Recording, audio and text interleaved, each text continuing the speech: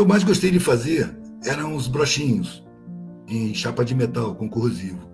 Mas era um trabalho muito insalubre, mano, muito venenoso. Eu tinha que trabalhar com corrosão, eu tinha que ter percolete de ferro, trabalhava com solda. Solda solta muitos gases, trabalhava com esmeril, passava o latão. Eu não usava equipamento de proteção. Eu comecei a usar uma máscara porque estava tendo muita conjuntivite. Passando metal no esmeril, aquele pó entrava no meu olho, dava conjuntivite. Eu comecei a proteger o olho, mas respirava aquilo. E aí não tive nenhum problema, mas foram 20 anos, mano, respirando pó de latão, pó de alpaca, pó de cobre. Então é um trabalho que eu tenho muito afeto por ele, porque ele me sustentou durante muito tempo e não tinha igual. Eu ensinei para várias pessoas, mas as pessoas não rendiam, faziam a produção e paravam, porque dava muito trabalho. Então é um trabalho praticamente exclusivo meu. Eu me lembro que uma vez eu estava expondo em Saquarema, eu já não estava mais fazendo esses brochinhos, mas eu tinha um estoque ainda num painel. Eu fui expor em Saquarema, me deram uma banca grande.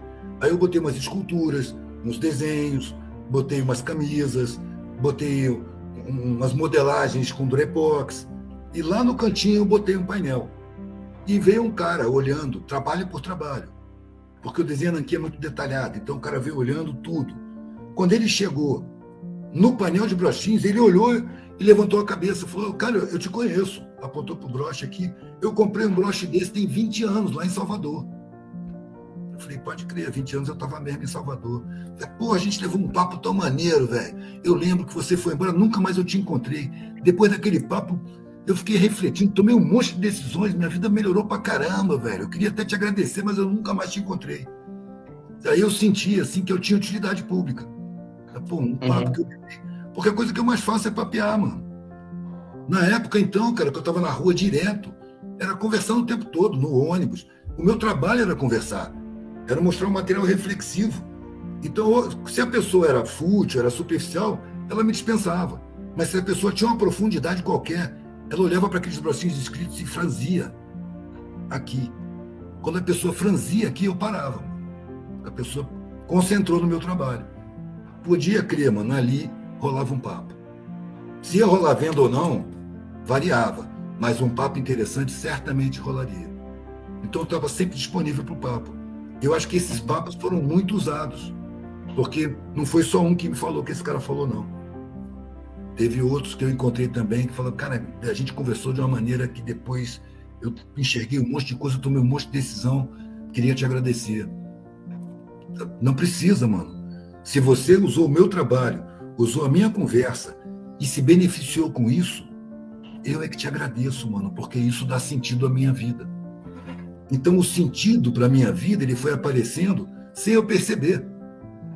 Porque o sentido era esse, causar reflexão, questionar os valores vigentes, sensibilizar, ajudar no processo de tomada de consciência, porque é nesse processo que a gente está, embora a gente esteja inconsciente dele, a gente está em processo de conscientização permanente. Há os que recusam, que ficam o pé, não quer ir, mas vai de arrasto, mano. Nada segura a marcha da história. Quem quer conservar, vai de arrasto. Quando chegar o momento, se recusa, se nega, pira, destrói, mas vai. Com muito mais sofrimento do que é necessário. Eu lembro que uma vez eu entrei em Acari e o responsável pelo... Eu ajudei a decoração lá do comitê cultural deles, né? Delírio Acari. E durante muito tempo eu visitei lá. Eu ia de Niterói para lá de bicicleta, mano, 1h30. Atravessava o Rio de Janeiro de leste a oeste. E dormia lá, né? Quando eu ia de bicicleta. E um dia eu cheguei lá, velho, o centro estava aberto, mas só tinha um dos caras responsáveis, né? Ali eram grafiteiros, eram poetas, rapper, hip hop, o pessoal da cultura da favela que estava administrando. Mas todo mundo tinha seus corre, né?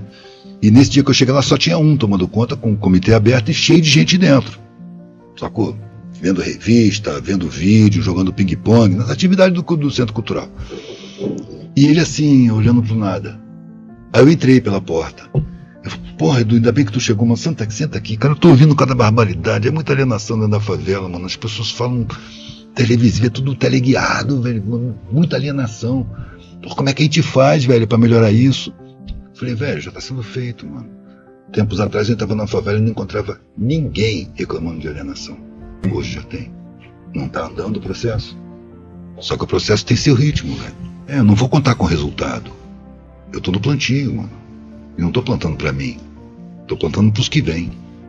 E vai ter outro pegando meu bastão e levando adiante na hora que eu cair. Assim como eu peguei o bastão de vários, mano, pra seguir meu caminho. Teve exceção a vida inteira, mano. A vida inteira. E antigamente eram barbarizadas mesmo. Olha o Jordano Bruno. Ele foi preso pelo que falava. Ele estava na cela falando. Não parou de falar tempo nenhum. Os guardas começaram a concordar com ele. Aí veio a ordem do juiz. Entraram na cela e cortaram a língua dele. Ele estava condenado à morte, esperando a morte. Ele já subvertia os guardas, falando poesia. Cortaram a língua dele, mano. Esclarecia. Despertava senso de justiça. Isso é subversão, velho. Nós estamos na sociedade da conformação. Você tem que se conformar. Tá barato. Para ter a satisfação que eu tenho com a minha vida, tá barato. Tomei um monte de butinada. Tiro passou raspando na minha orelha. Escapei de um monte. Fui em cana. Lavei camburão. Apanhei. Fui acusado de crime que eu nem sabia qual era, mano. Tava apanhando pra entregar. Fala, o que vocês querem ouvir, cara?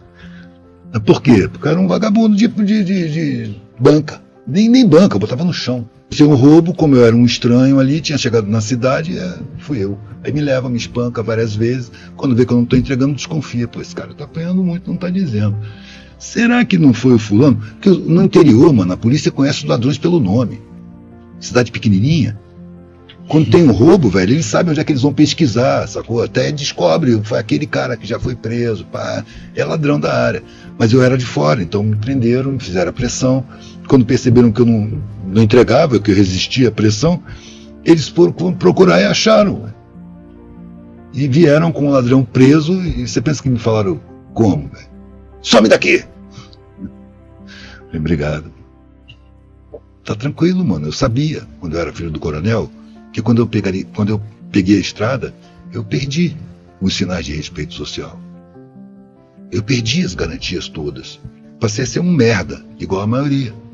E pra mim tava bom, porque era a primeira vez que eu tava vendo o mundo ser sincero comigo. Mas eu tava enxergando as calcinhas da sociedade. As calcinhas sujas da sociedade. Então eu tava encantado, velho. Eu tava vivenciando um monte, vendo um monte de vivência, ouvindo histórias, mano, incríveis das periferias, do submundo, entre bandidos, caminhoneiros, putas, mendigos. Aquilo era muito interessante para mim. Era um mundo que eu não conhecia. E eu já entrei sendo igual. E aí não tinha mais aquele constrangimento que o pobre tem diante do bem vestido, porque eu não estava mais bem vestido. Eu era um mendigo igual, todo mundo. Então os caras tinham liberdade para falar comigo, como não tinham antes. Quando eu estava morando na casa do meu pai, eu chegava junto, trocava ideia com o mendigo.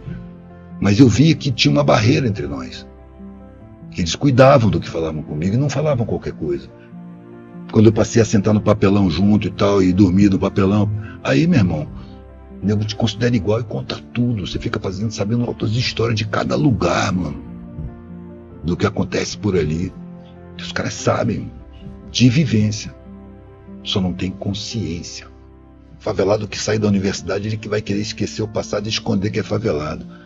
A prática cotidiana prova o contrário. Favelado, quando ele entra na universidade, ele leva o conhecimento universitário para dentro da favela.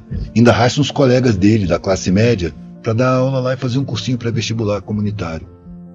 Eu vi várias, nunca vi tanto cursinho pré-vestibular em favela. E eu vi várias experiências. Os caras, um ano, isso lá em Niterói, num ano os caras abriram de graça. Aí eles perceberam que entraram 200 pessoas, mas quando eles terminaram o cursinho no fim do ano, tinha 30.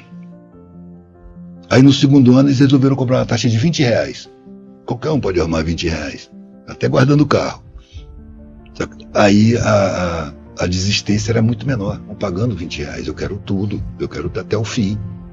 Porque se eu não estou pagando nada, eu não estou a fim de ir, é difícil, fico cansado do meu pensamento, né? Saco, física, biologia. Agora, se o cara está pagando, ele vai. Frequenta, estuda e quer passar. Ou seja, é uma janela aberta para mudança. Precisa de milhares. E está acontecendo.